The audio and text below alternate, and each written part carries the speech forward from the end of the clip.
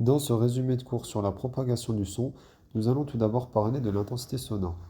Alors déjà, qu'est-ce que le son? Le son est une perturbation de pression qui se propage de proche en proche dans un milieu matériel. À travers cela, on peut définir donc l'intensité sonore, après avoir défini le son, qui est égale à P sur S. L'intensité sonore I est égale à P sur S avec I en watts par mètre carré, P la puissance en watts et S la surface de propagation en mètre carré. À travers cette intensité sonore, on peut calculer le niveau d'intensité sonore, noté L, tel que L est égal à 10 log de I sur I0.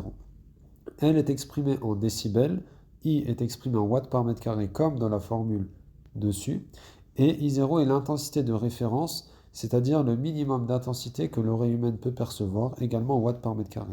On peut néanmoins se demander qu'est-ce que le logarithme. Le logarithme de x est égal à ln de x sur ln de 10, c'est-à-dire le logarithme népérien de x sur le logarithme népérien de 10. Le logarithme de x ou le logarithme décimal est un logarithme en base 10, de la même manière que le logarithme népérien est de base e, c'est-à-dire que ln de e est égal à 1, on a logarithme de 10 qui est égal à 1. On peut avoir des logarithmes de toutes bases possibles. On a ensuite l'atténuation du son. On définit l'atténuation du son par A est égal au niveau d'intensité sonore à la fin, moins le niveau d'intensité sonore au départ, c'est-à-dire le niveau d'intensité sonore en sortie, moins le niveau d'intensité sonore à l'entrée. Et donc en remplaçant L par leur formule, on a A est égal à 10 logarithme de l'intensité sonore de sortie sur l'intensité sonore d'entrée. Après avoir parlé de ce qu'est le son, on va désormais s'intéresser à l'effet Doppler.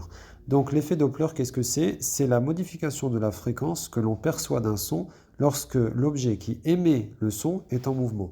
On peut aussi définir l'effet Doppler-Fizeau, qui est la même chose que l'effet Doppler, mais pour les ondes électromagnétiques. Donc en schématisant cela, on a par exemple une voiture qui avance avec une vitesse v et qui émet un son de fréquence FE. Typiquement, un être humain qui va être sur le trottoir va entendre ce son avec une fréquence modifiée, que l'on note FR ou encore fréquence reçue.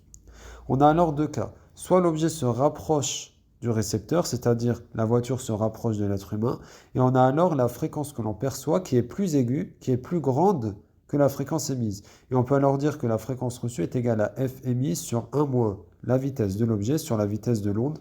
Donc pour un son, ce serait 340 mètres par seconde. Et lorsque l'objet s'éloigne, on entendra le son de manière plus grave, donc la fréquence reçue sera plus faible que la fréquence émise. Et on a alors fréquence reçue est égale à fréquence émise sur 1 plus la vitesse de l'objet sur la vitesse de l'onde. Je vous remercie pour votre attention. Si vous avez des questions, n'hésitez pas à les mettre en commentaire.